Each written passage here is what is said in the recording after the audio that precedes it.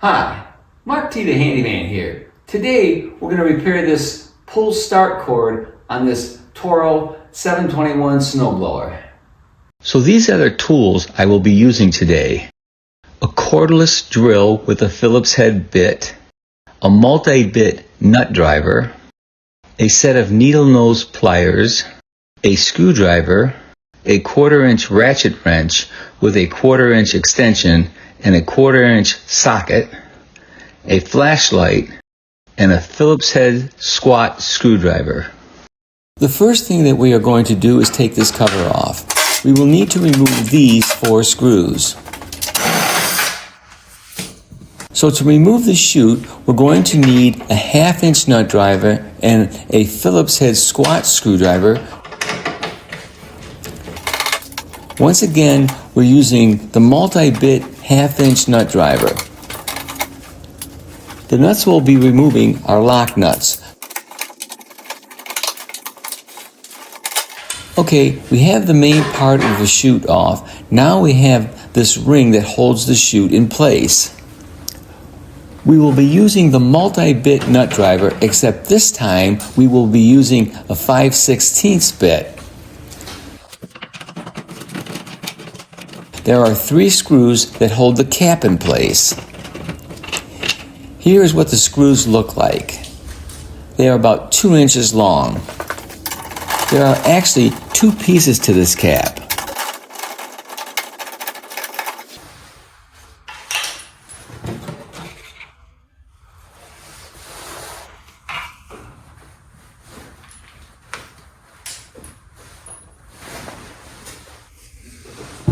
After we remove the gasoline cover, the top of the snowblower comes right off.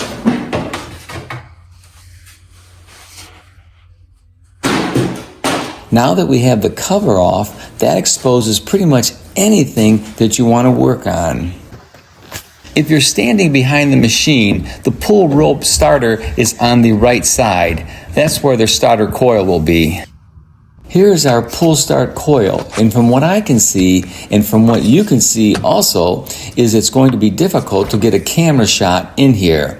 So what I'm going to do is, I'm going to keep the camera in the same position that I've had it as I take out the starter coil, and I'll show you the screws and the rope starter coil as I remove it. So this is a view of the snowblower from the top with the cover removed. On the left, we have the fuel tank. This here is the snow chute where the snow gets blown out from the snowblower. And down there in this little slot is our rope starter coil. As you can see, it is installed in between several different parts.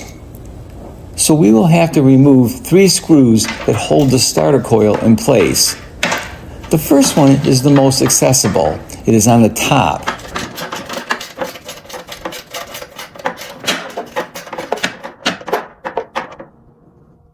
And this is what the screw looks like. Next, we have a screw on the bottom of the starter coil.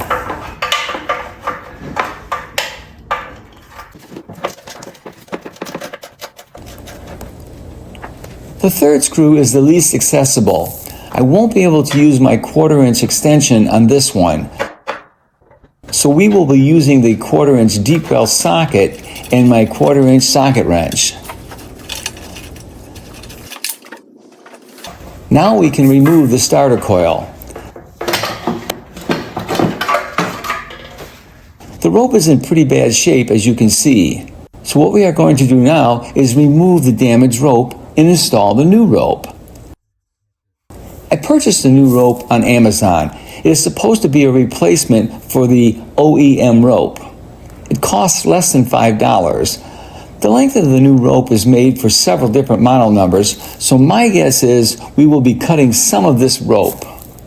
The rope took 2 days for delivery. Now we are going to pull out the existing rope that is in the coil until we get to the end of the coil.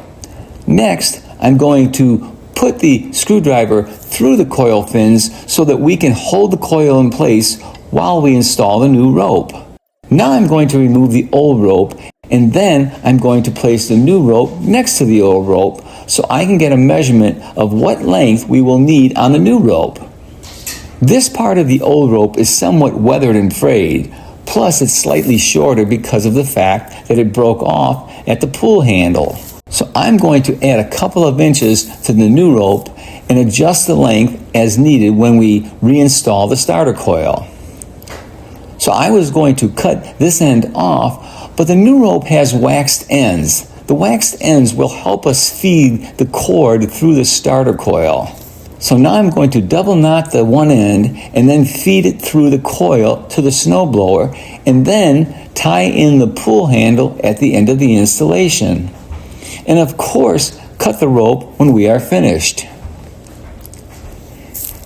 Here is the hole in our starter coil. We have to get the knotted rope through the hole and then through the exit hole on the starter coil. Well, I was going to try to see if I could push it through, but it looks like I'm going to need some help with my needle nose pliers.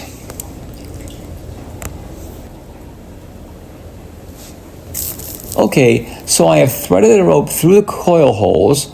We have removed our screwdriver.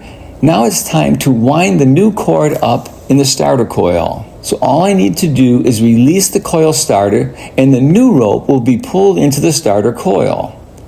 The next thing we are going to do is we are going to cut the excess rope off from the starter coil.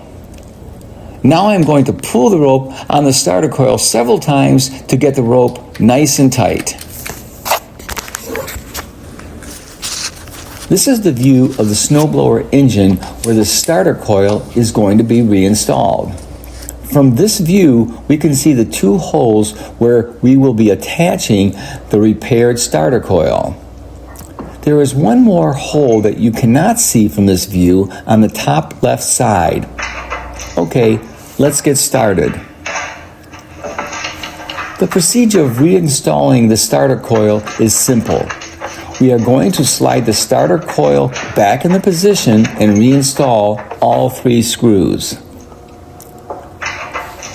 Like we talked about earlier, the starter coil is positioned all around different snowblower components, so we will reinstall it in the same way we removed it, by using a 1/4-inch socket wrench and a 1/4-inch deep well socket, and also using a 1/4-inch extension when needed.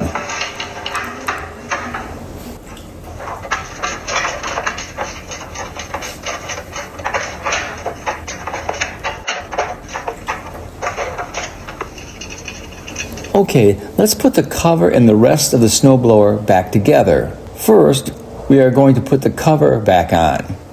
Then, screw on the gas cap. Next, we will attach the cover rings with the 3 screws that we took out.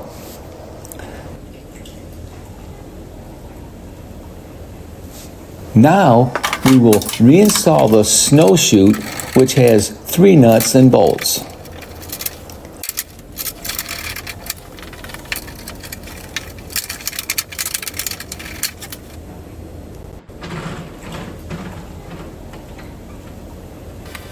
And now we can install the 4 screws that hold the cover on.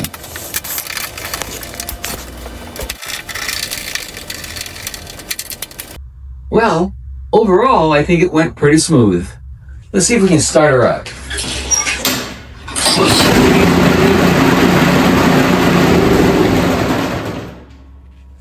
Not too bad. If you like this video, give me a thumbs up or a like. If you want to see more of my videos, please subscribe to my YouTube channel and give me a comment. I'd sure like to hear from you. Thanks for watching.